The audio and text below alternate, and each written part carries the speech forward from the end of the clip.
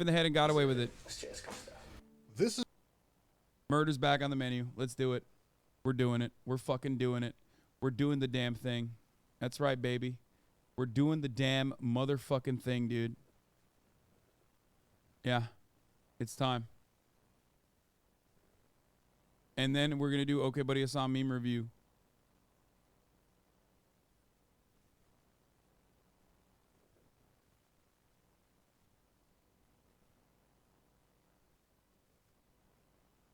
Shit.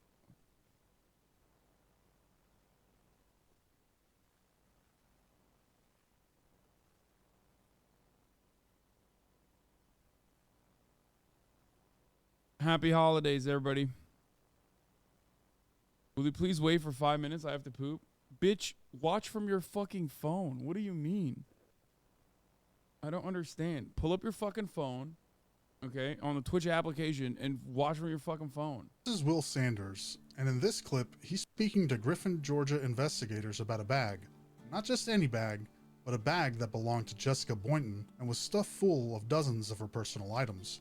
But what makes this bag so important is the events preceding to its disappearance. Let's go back in time to about 2015. Jessica Boynton, then Jessica Lester, and Matthew Boynton began dating when they were teenagers and still in high school in Georgia. Matthew was well known, involved in sports, and the grandson of the county sheriff. Jessica's youth was much less glamorous. She was abandoned at the age of 3 and raised by her grandparents. Jessica fell in love quickly, seeing Matthew as her savior from an otherwise tragic life, and Matthew was quick to take advantage of the situation. Oh, God. Jessica became pregnant at just 16 years old, and with her grandparents' blessing, Matthew and Jessica moved into an apartment. Almost as soon as the ink dried on their new apartment lease, Matthew shifted from being a dream come true to a real-life nightmare. He became overbearing and controlling, cutting off her contact with her family. He would have sole access to all credit and debit cards, and would even take the keys to their truck while working in a patrol vehicle. Jessica was a prisoner in her own home, and seeking to regain some control over her life, Jessica had an affair which resulted in another pregnancy. Matt would, uncharacteristically, raise the child as his own, and they would even get married only some months later. Much more characteristically, Matthew began his own affair less than 6 months after getting married, which Matthew made no attempt at hiding. The relationship would disintegrate quickly, and Jessica would ask Matthew for a divorce. Sometime later, the couple got into an argument at a nearby Walmart and returned home. About 30 minutes later, gunshots were heard. A neighbor went to the window where she saw Matthew quickly get in his truck and leave the house. Matthew met with another officer at a local Waffle House, and during that time he received a message from Jessica where she seemingly told Matthew her intent to end her own life. Matthew sent a text to his mistress and then called for emergency services while rushing home. Jessica was found in a closet with multiple gunshot wounds to her head. The event was first labeled as suicide, but defying all odds, Jessica miraculously survived. Yep. Rule number 1. What did we learn from the Tory Lanez case? Okay. You shoot someone, you best hope that you fucking finish the job. Because guess what? When you shoot someone and they survive, you're fucked. Also, as a cop, he should have definitely known that, because that's why they fucking unload their entire ammo into the unsuspecting and oftentimes unarmed victims of police brutality. But it's always the same shit. Yep, dead men tell no tales. That's how it works. You got a mag dump. There was a short investigation filled to the brim with inconsistencies and obvious cover-ups, which would ultimately result in Matthew walking away from the incident scot-free, and with Jessica losing custody of her children. The case seemed to be closed, and life moved on, except that Matthew would get involved with another woman sometime later who discovered a bag of Jessica's belongings. The exact same belongings that Matthew said he was no longer in possession of in a sworn statement. Griffin investigators needed to speak to Matthew again. The house of cards that had been built over the years were coming down now. This is the interrogation of Matthew Boynton.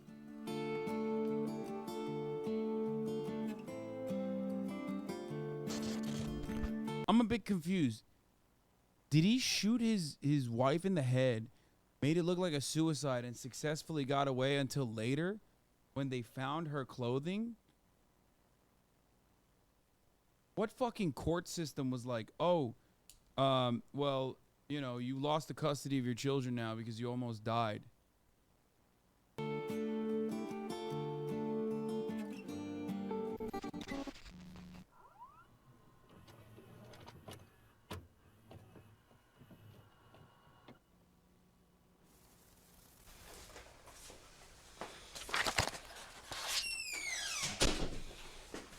Okay, right off the bat, he's already in fucking uniform.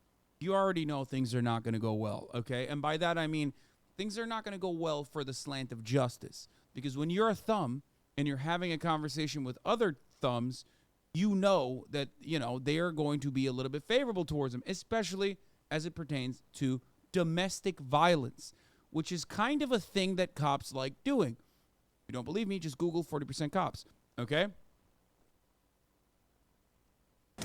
Also, his granddad was the sheriff, so you know things are not gonna. There is no slant towards justice in this story. It seems. All right, Matthew. I'm just gonna start off by letting you know that I am not conducting an internal investigation on you. Okay. Severity is not implied. Okay. I want you to understand that. What? Okay. All right. Garrett does not apply to this incident. Okay. Can you fully explain what that? I understand part of it, just. She's gonna read you Miranda. Okay. So I just want to let you know that I'm not conducting. I know I do IAs, but this is not an IA. This is a reference to a criminal investigation. Okay. Okay.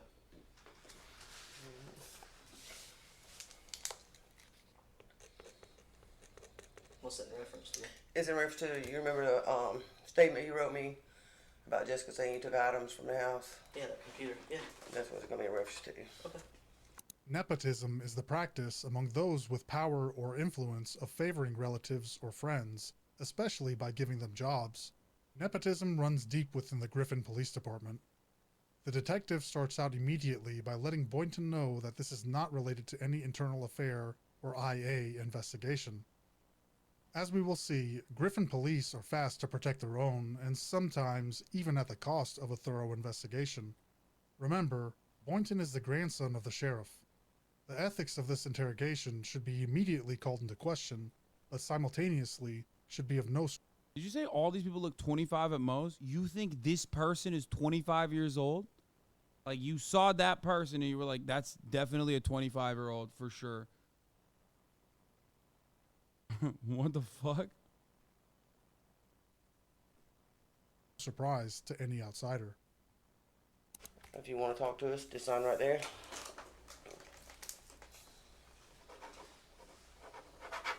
Alright. So Jessica came in, she filed a report. Okay.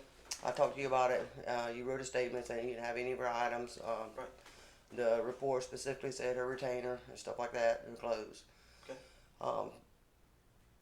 Do you know anything about where her clothes or retainer may have been? Like I told her before, the only thing that we might have had would have been in that white trailer, and my stepdad has not mentioned anything else being in there. And we gave everything back that we had, because she had put some stuff in like it's like a little foot chase thing. Mm-hmm. You open it up, it's got two little boxes. I think we used to use it for like diapers and stuff now, but I mean, everything that she had that I knew of was gone. I got rid of everything I knew of. You got rid of a house, so. Either give back to her or her family came back and got it. You know, like she had a big kitchen table and some other stuff that her Aunt Kathy and Uncle Tim come and got. Just different. I think my stepdad actually took a whole bunch of stuff over to her grandparents' house at 2464 East Milner in Pike, which is like right by my parents' house. Okay. So when did you move to Lumay Road? That would be sometime in March. March. Mm-hmm. Through the course of that move, did you find anything that belonged to her at that point? No, because if I would have, I would have turned it over to her, because I had no need to keep her stuff. Before this interview took place, Will Sanders had already given the police the answers that they needed. Remember, Sanders turned in Jessica's belongings, which were found by Matthew's current girlfriend in his own storage area. Investigators asked Boynton about her computer and some other items. Boynton sticks to his story that he never had them. He digs his heels into his lie and goes all in. The only thing I had at that point was that computer, and me and you had talked about that and gave it back to her, because she could let her talk to Bird. Okay. So,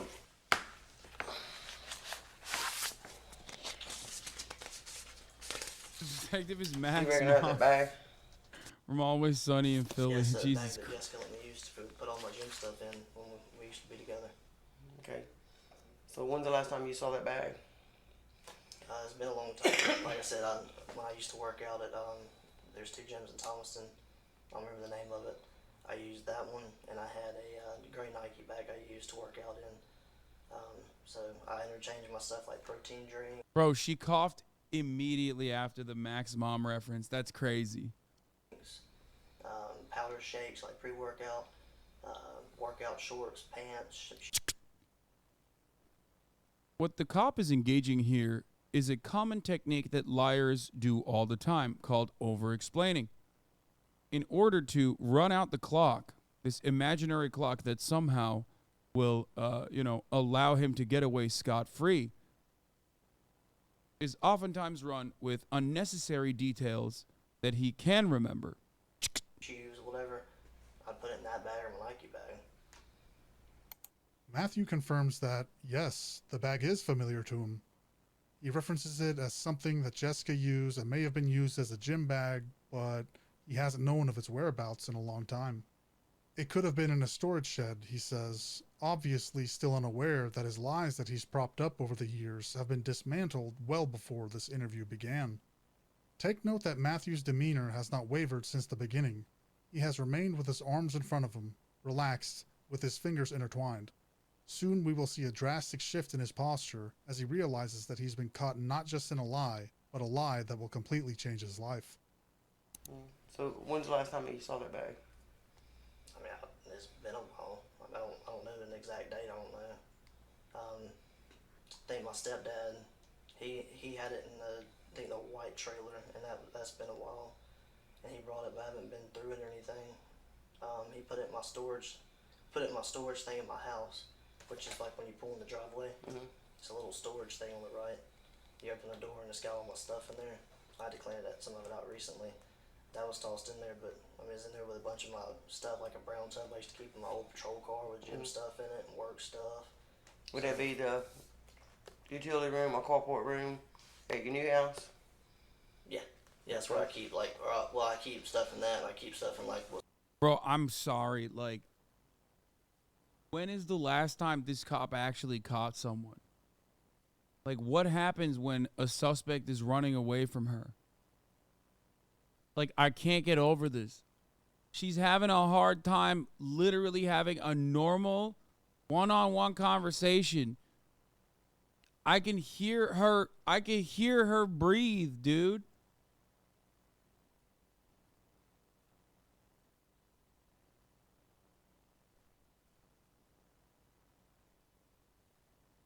She's IA, chill Poppy. That's true. They do internal affairs. All right, that's right. Yes. She is she. Yes, she is. That's why Chad says she's like Mac's mom from Always Sunny in Philadelphia. Also, no, IA isn't exactly good either. Like, she might be ultimately the good person in this story, because not only is the person that she's sitting across from a cop, but also one that is, one that has shot his former wife. Was considered an office and left the back of my house. Mm-hmm. I just tossed it in the rest of my job. But it's just an old gym bag.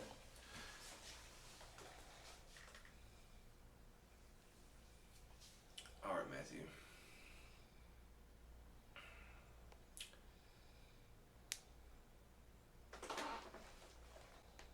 Look. Uh-oh. Let's see,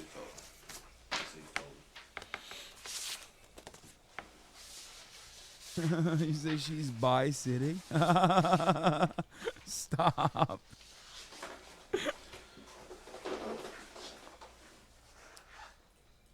known you a long time. Yes, sir.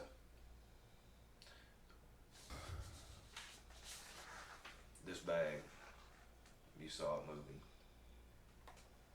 when you moved from your apartment to the main road.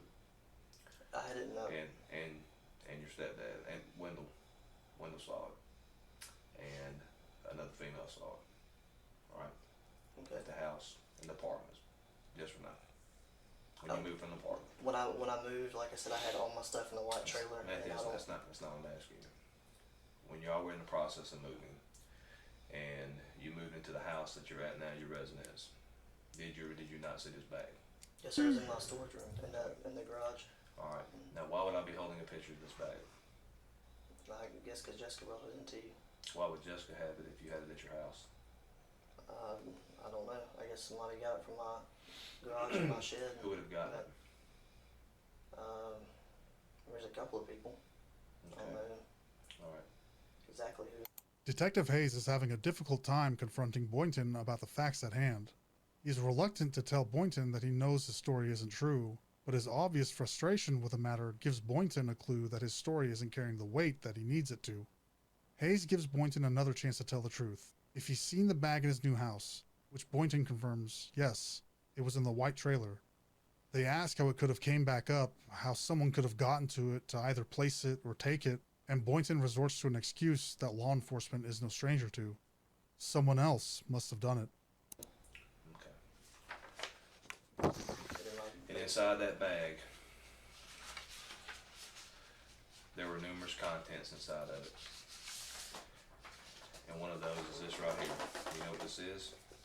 I don't necessarily understand like how this is like a big criminal charge for what like it almost feels like, maybe I'm misunderstanding it, but like it almost feels like that bag could have just like he could have like accidentally kept it in his storage shed or something full of like his ex-wife's clothes or whatever, and then like didn't realize that he had it or something, you know what I mean? So I don't know how this like pertains to I'm letting him cook, but I just want to understand how this ties back to like him actually shooting her. It's like Jessica's old retainer thing that she had them wear together. Right. The bag was completely filled with female clothes. And this is one photo of it. That's not yours, No, not. right? No, sir. Okay. That's not yours, No, sir. right? Yes, sir. Okay. Who did that belong to? This got Jessica's name on it, so it'd be Jessica's retainer thing. If it was in this right here, where would that have been at? I had all of her stuff in it. What would it have been at? It would have been in the garage thing, like I said, Which is where? which is at my house. Which is at your house. Yes, sir. Did you buy that for Jessica? I don't recall. I don't think I did. Because she I had think her grandparents did. retainers before she met you, right? Before y'all got married, right? I believe so. So that would make it whose property? Hers. Not yours, right? Right. Yes, sir.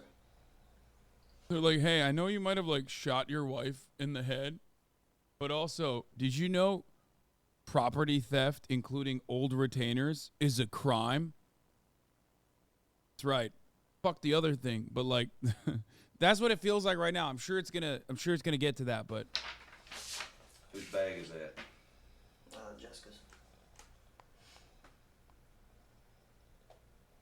And the contents in the bag? And it's got all her stuff in it. So why would you not have brought that to us when you saw the bag at moving? Sarge, I promise I've not been through that bag. The last time I used that Matthew, I bag was didn't, for I the didn't- I gym. didn't ask you that, Matthew. Listen to me, buddy. I Whose bag is this? understand what you're saying. It's Jessica's, and I should have brought it up here. You know, Makes all things, and I don't know anything about your other issue, but all the things involved in reference to this case, all the going around, the statement that you wrote, where's the statement at? The statement that you wrote. The same statement. I didn't read this. I don't know what the statement said. What did it say? It's just very brief. I gave Jessica her property like I gave her a computer and everything. Right. Yes, sir. Whose is this bag? It's Jessica's.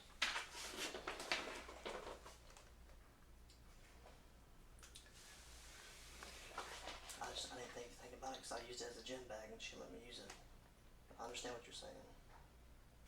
Detective Hayes points out that, per Matthew's own words, it was a bag that, as far as Matthew can recall, was relegated to gym duty. But if it was a gym bag that Matthew used, there was no way that the bag would be filled with Jessica's personal items and clothing. Boynton's demeanor shifts from fingers intertwined in front of him, a stature of certainty and authority, to lowering his hands towards his legs. This is indicative of lowering his defenses, or more specifically in this case, his immediate defenses being overpowered. Boynton knows that he's in trouble, big trouble, but is hoping something or someone can still keep this under wraps. Matthew, a police officer. Yes, sir. I understand. You're a police officer, Matthew. You know we are held to a higher standard than anybody else. I understand. You know, people don't expect us to make mistakes, and they don't realize we're human. I understand that. You understand that. Should have been smarter about it. What? What is he just? Is he saying he's gonna help cover it up again? Like, what the fuck? Hold up.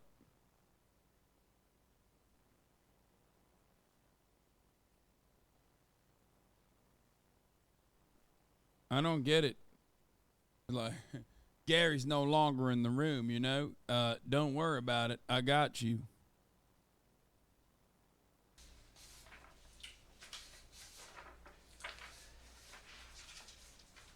You work out a lot, don't you? You stay in shape. Try You're to. in good shape, right? Try to. You have 2 bags. Did you swap your stuff in between, right? Yeah, I don't have the other one anymore. This would have been your only gym bag. So how would you not know the contents of the bag? It just was your gym bag, man. Bro, I'm not crazy, right? Can someone explain to me? Bro, this is like an insanely stupid line of questioning. Like I not only do I not understand how the like gym bag is like related to this, and I'm sure there's gonna be a big reveal in the end, but I also don't understand why he's going so hard on the gym bag thing, where by being like, well, you know, if this was your gym bag, you would know what's in it, right? Like, it's like, what the fuck? I have no excuse. Like you said, I should have thought about it and brought it up here. That's like having 2 cars. Yes, sir. If you use 2 cars and you get in the other one and it's out of gas, do you not know it's out of gas? You're right. Because you used 2 cars, right? Yes, sir.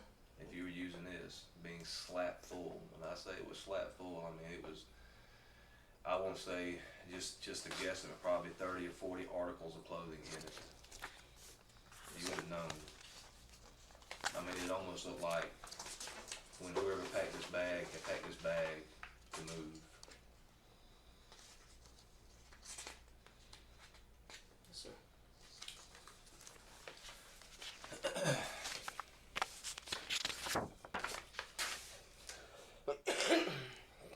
This says Matthew Boynton, January 9th, 2017. I was advised to complete a statement on previous date by Lieutenant Yancey. Jessica Lester Boynton's property was already previously returned to her by my stepdad, Charles McDaniel Jr. Shortly after Jessica got out of That's it? It's like they're just getting him on perjury because he lied about bringing everything back that belonged to Jessica. I'm losing it. There's no fucking way this guy actually... this What? hospital. The dining room table, along with other items, were picked up by Kathy Zellner for Jessica. The remaining items, such as Hope Chest clothing and other miscellaneous items, returned to Jessica. I did not have any other items of Jessica's. This is Matthew Boynton. Is that your statement? Yes, sir.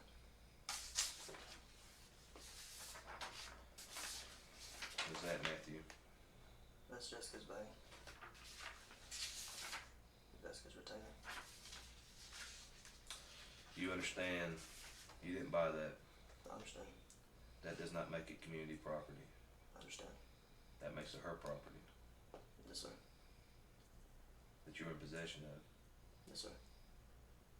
I understand.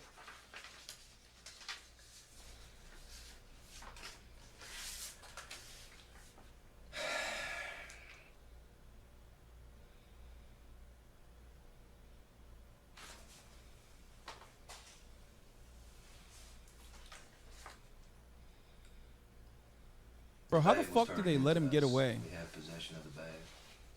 Yes, sir. We have It says it came out of your storage room. Is that true? Yes, sir. Is there anything you'd like to say? No, sir. I said I was just done with my part script. Do you believe that statement to be accurate and true? Not now. Did you believe it then? No, sir. Detective Hayes is in a position that's even worse than before. He now has to deal with Boynton as not only a suspect, but a suspect who is a uniformed officer, who is most likely guilty of a crime, who has unwaveringly lied to the police, and who is the grandson of the sheriff.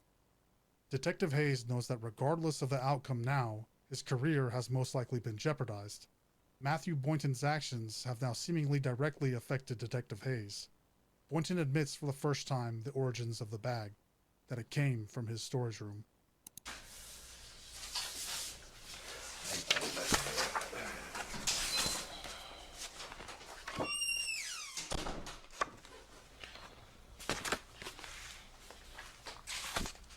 You need water or something, Matthew?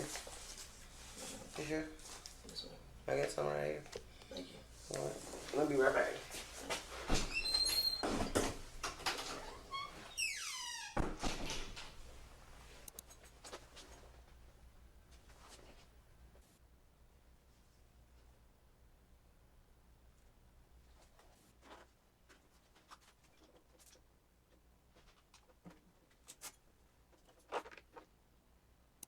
While Detective Hayes is smoking a cigarette and pondering the predicament everyone is now in, Boynton begins to remove his gear, seemingly knowing that the end result would be his termination as a Griffin police officer.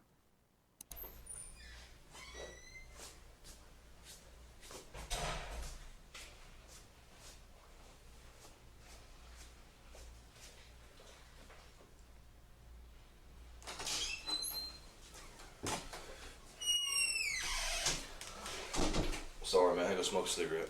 You're good.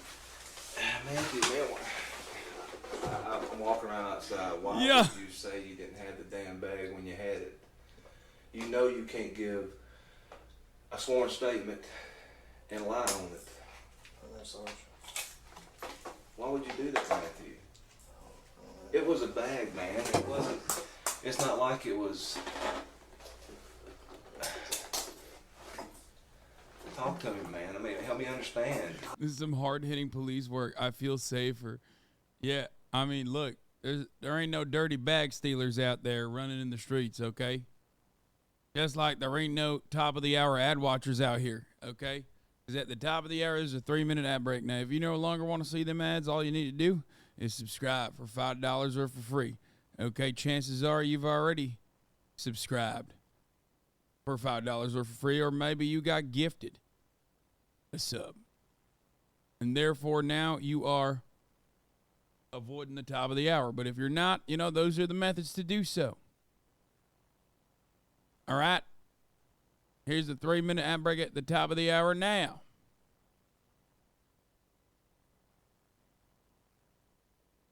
Yusuf Ali, 24. Thank you for the 5 get the subs. Allowing 5 people to no longer see the ads at the top of the hour either. Okay.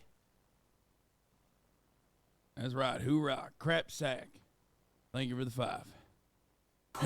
Sarge, I swear, I know it's hard to believe, but I didn't think about that bag. Otherwise, I wouldn't have run. I said, hold on, LT. I got something. Let me go get it. I swear, I wouldn't have done that because I've got 2 kids, 3 and 1. I wouldn't jeopardize that over a bag. I'm telling you, Sarge, if I would have thought about it then, I would have said something. But you knew you had the bag. Did you not know you had the bag? I'm sorry. My mind's right.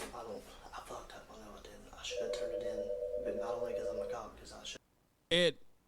Ed, the reply guy. Thank you for the 5 get the subs. I should have returned it not only because I'm a cop, but because it was Jessica. It was Jessica. Even if she let me use it. It was the right thing to do, man. I'm clear. Yes, sir.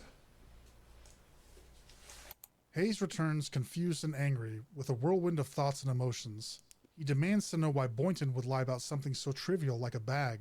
Why would Boynton make sworn statements about something so inconsequential in the grand scheme of things?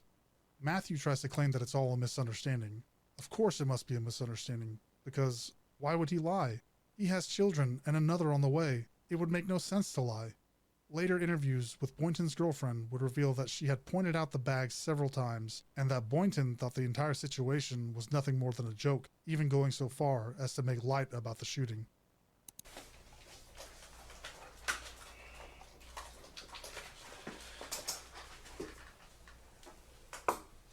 If I would have thought about it then, I wouldn't have messed up and been in this position because of my kids. But why didn't you turn the bag in when you damn moved? I don't know what Because I was it's thinking. too- I don't because know what I it- was thinking then. Did you think you was gonna get in trouble if you turned it in late? I guess. I don't know what I was going through. Never mind. What do you think should happen now?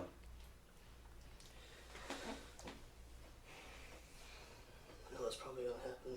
No, that's not what I asked you. So what do you think should happen?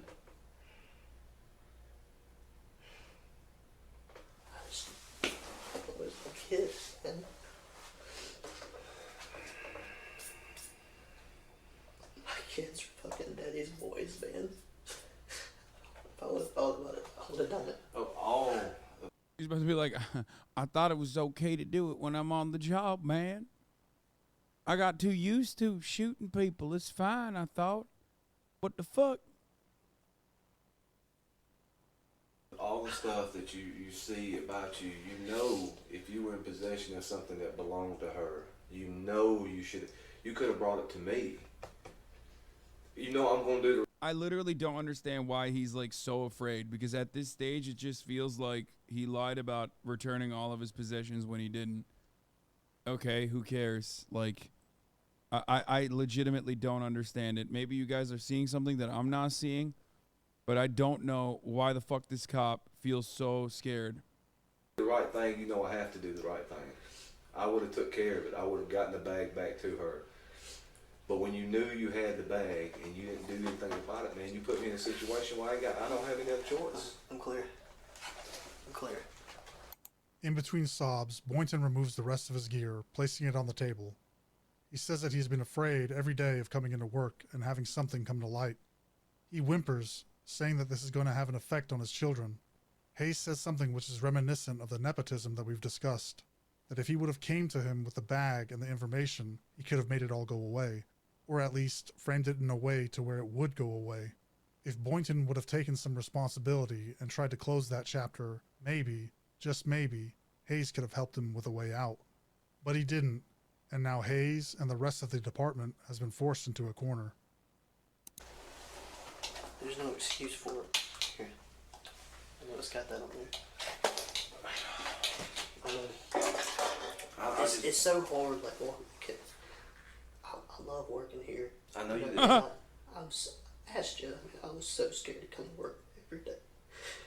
Why? Because every time I did, it was always 11:79 or 10:22 to 42 come up here. I mean, it's always something. I don't know. Maybe I thought if I brought it up here, I was gonna get fired and whatever. Man, I don't know. I'm so young and stupid. But Matthew, you know, doing the right thing regardless, it doesn't matter.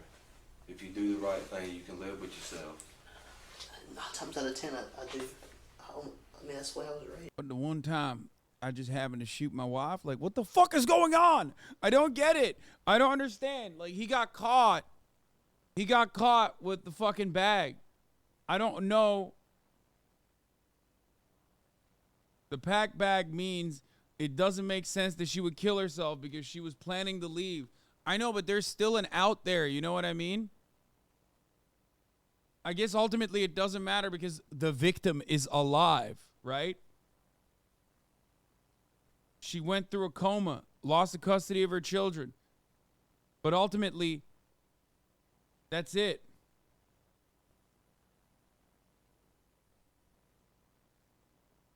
That's what happened.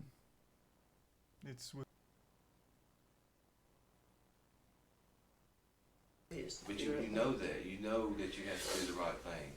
And when you found, even if you found the bag, you should have said, hey LT, hey SAR, hey whoever, I got something, man. Stop for a minute and talk to me. I don't know what I was thinking then. I don't know if it's because I was scared. I mean, I told you, I come to work every day scared. Now, there's no excuse. I'm not trying to make one for myself. Hey, LT. I know I shot my wife in the head. avoid anymore. It's just like only thing I can think about now is my kids, man. 'Cause my kids, I'm daddy's boys. You know, the baby especially. What? I took him in like he's my own. And I'm not setting a good example right now. Oh my God. Wait, what? Always trying to show my kids what's right. But you know, when you swear an oath, we swear that we're Is he gonna saying uphold the that- law Yes, sir. regardless. And you know you can't lie. You can't lie in an investigation. You know that. I don't know what I was thinking. Like I said, I don't know if I was scared or what. I don't know what was going through my mind then. I thought she cucked him, but I didn't realize she had a child from the cucking. Does that make it right? No, it doesn't. I know that.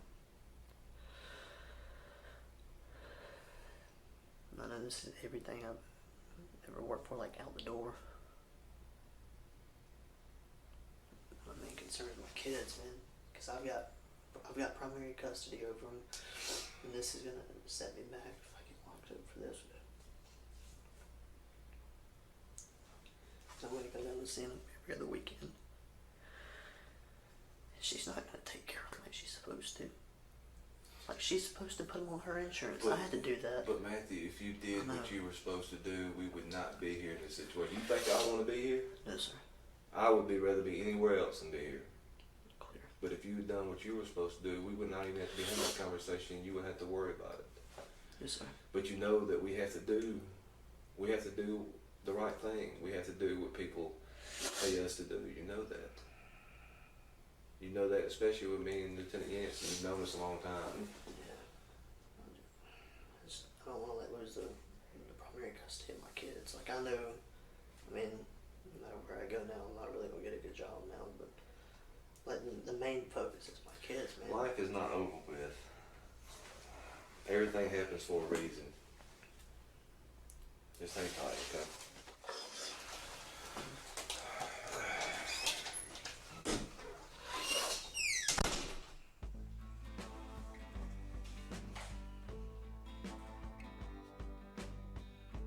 Even in Matthew's final moments as a Griffin police officer, he's given freedoms that no other suspect would. Handling his gear, checking his phone. Even though Boynton has accepted that his career with the department is effectively over, the preferential treatment he received and still receives is glaring. Matthew Boynton would walk free on the attempted murder of Jessica Boynton due to the mishandling of the case by the Griffin Police Department, and the seemingly trivial win over getting her belongings back and Matthew destroying his career would be all that Jessica would get. After Jessica's recovery, she lost custody of her children. Any evidence supporting the idea that she was a victim. I'm sorry, what the fuck happened? So after all that, he did wait. Wait. Jessica Boynton. Wait, what? Hold on. What?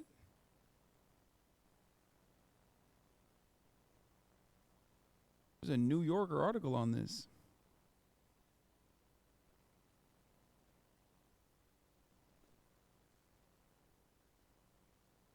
Wait, what?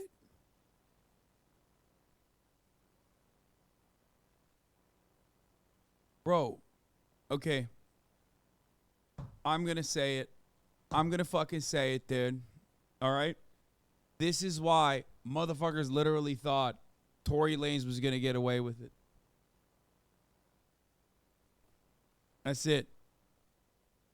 Matthew Boynton went to have dinner with a colleague at a Waffle House. He received a text from his wife, Jessica, said, I can't do this anymore. Take care of the children. Please tell them I love them every day. I've been suffering for a while now, and no one has noticed. I have not been able to recognize the person I see in the mirror. This is not the first time I had suicidal thoughts. I love you and the boys. Matthew called EMS and asked them to go to the house because he was afraid of what Jessica may have done to herself or their children. When Matthew got back to the apartment, he said he heard 2 gunshots as he approached. He quickly ran to the bedroom where his son typically slept, and when he didn't see him there, he ran back outside, saying he wasn't sure if it was an active shooter scenario. When the police showed up, the older son was asleep in his bedroom and the baby was in his crib. The officers found Jessica in her bedroom closet. She'd suffered a gunshot wound to the head with Matthew's service weapon. 2 shots. When the police called Jessica's grandparents who raised her to inform them that Jessica had committed suicide, they couldn't believe it. It didn't make sense. They said whenever they go to the gun range, Jessica would sit out, saying she never wanted to do anything with guns. Jessica's sister showed up and asked Matthew if he'd killed her. He insisted he had not, that Jessica shot herself. There's just one problem. Megan Browning and her husband, their neighbors, said they heard shots at 11 p.m., not 1 a.m., when Matthew reported the crime. Another couple who lived nearby also told the police they heard shots around 11 p.m. Megan Browning, who was actually friends with Jessica, wanted to tell the police more about what she knew, but they interviewed for 8 minutes, left and never returned. That's interesting. Jessica had no gunpowder on her hands. Her gunshot wound was at the top of her skull. How would she be able to position the gun to shoot herself from that angle? And one indentation on the closet wall showed at least one bullet had been fired from an upward angle. When they went through Matthew's phone, it showed that after receiving Jessica's suicidal text, he'd actually responded to a text from his mistress, Courtney, before calling the police. Matthew responded to a joke from Courtney Calloway. Haha, I'm sorry, I didn't think about that, lol, he wrote. Then he called the MS. Can you please dispatch a unit out to my location, he said calmly, in reference to my wife. There wasn't enough evidence to prove suicide, but also not enough to prove Matthew killed her. But in a twist of fate, despite the gruesome injuries Jessica suffered, it turns out she did not die. The doctors put her in a medically induced coma and waited for her to wake up. Everyone was waiting with bated breath for Jessica to regain consciousness to confirm whether she'd attempted suicide or her husband Matthew actually shot her.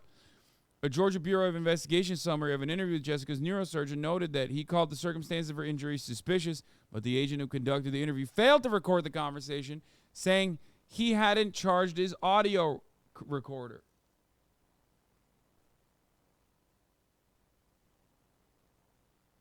King, her neurosurgeon, said, "You'd think that it would have been simple enough to put bags on her hands and test them for gunshot residue. I was wondering why, but then it came to pass that her husband was a police officer and her granddaddy was the sheriff, so I understood." 3 weeks after being put in a coma, Jessica finally woke up. Turns out cops only good at mag dumping people, not very good at shooting someone and then making it seem like it's suicide. You know what I mean? That's the only thing they're good at, bro. Stormtrooper aim, motherfucker. Couldn't even shoot and kill his wife by shooting her in the fucking head. Can you believe it? Anyway. Woo! Goddamn. She could not tell the police definitively how she had been shot or who did it. She thought she'd been in a car accident because she didn't remember anything about the shooting.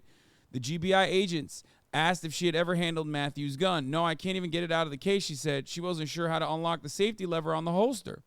"Have you ever had any thoughts about hurting yourself?" "No, never," she said.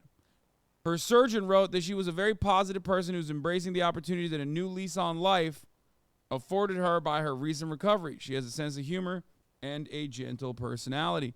She speaks lovingly of her children and the need and desire to see them. A psychiatrist who assessed her for depression apparently saw no need to give her a diagnosis or refer her for treatment. A second psychiatrist thought she had an appropriate mood and affect, appropriate judgment and insight. Get this, when she finally recovered enough to leave the hospital, Jessica could not come within 300 yards of her children. Matthew had filed a protective order because family violence occurred in the past and they may recur in the future. Dude, this is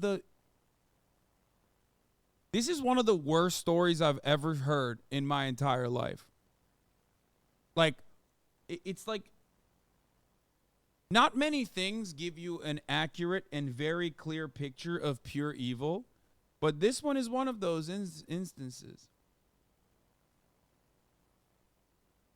By the way, a parallel can be seen within this story and Tory Lanez as well, because it's not just that this motherfucker was a cop and his granddaddy was a sheriff. That certainly played a big role, but also that exact same misogynistic attitude, 1,000,000% abso-fucking-lutely diminished her already low standing, I guess.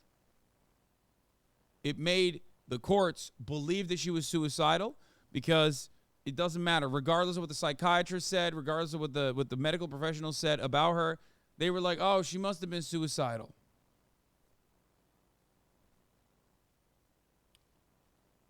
When the protective order expired, he petitioned to have it extended for another year. Holy fuck, I can't believe they doubled down on it, citing Jessica's grandparents not believing she shot herself.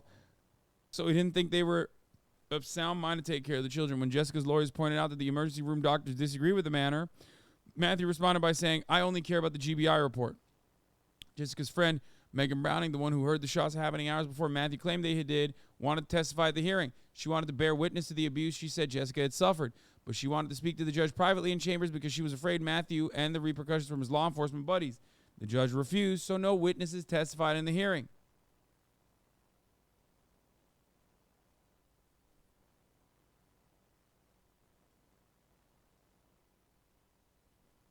In September 2016, the GBI closed its case, concluding that Jessica's wounds were self-inflicted. Her DNA had been found on the gun, which was to be expected. She had been lying on it.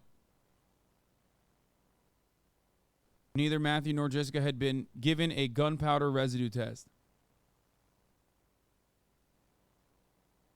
She was lying on the gun. That's why her DNA was on the gun. Do you understand? But they didn't do a GSR.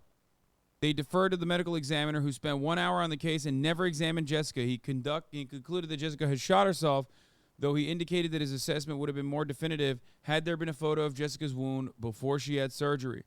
But Jessica's Aunt Kathy had in fact taken a picture of Jessica's bruise on her skull in the hospital. She gave it to the agents. Somehow, the photo never ended up on the GBI report. Bro, 2 shots, man. That's it. What do you mean? They interviewed 8 police officers, some of whom were Matthew's good friends. One told the agents that Matthew was telling me how she kind of acts crazy sometimes when she don't get her way. The GBI did not interview any of Jessica's family or friends. They didn't even look at the victims. Matthew was never charged in connection with Jessica's shooting. He was only later charged with lying to police about returning Jessica's belongings when an ex-girlfriend came forward and said that she knew he still had a bag of her stuff. Matthew's case was presented to a grand jury in July 2018. Under Georgia law, police officers, unlike civilians, have a right to make a prepared statement at the end of a grand jury hearing. There is no public record of the proceeding. Dude, the entire fucking state is awful.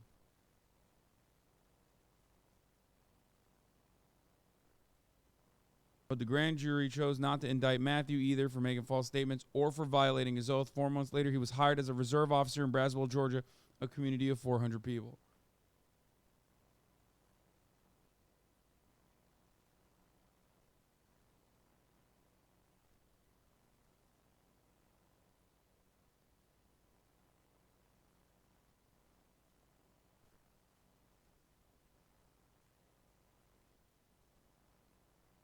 Wow. That is insane, dude. Holy fuck, that is mind-numbingly crazy.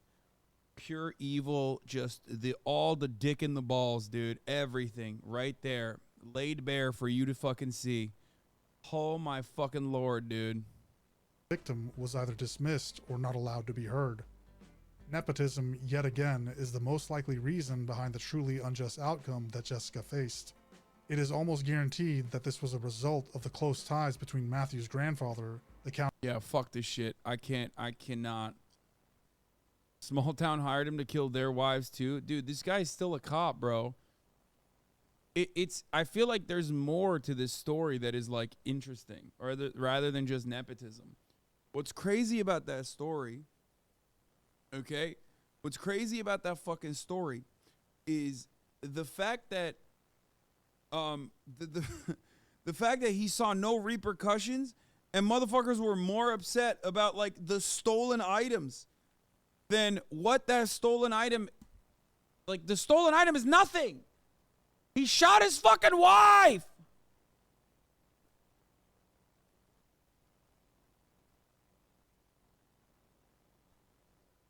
Bro, nice bathroom. You missed it. We watched his RDC video already. Stop spamming it.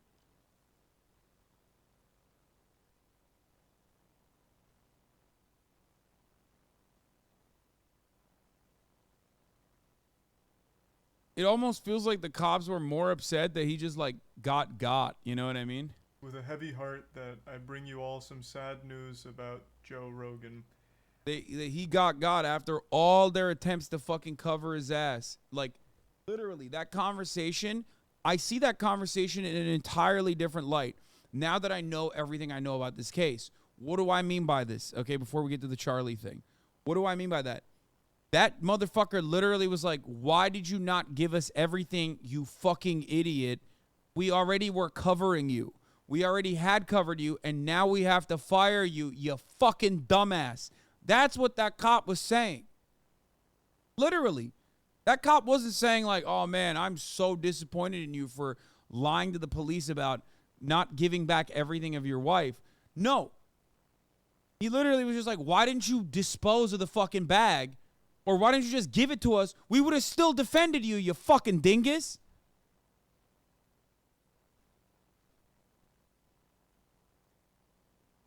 Verbatim. Fuck that other cop. I would investigate that other fucking cop.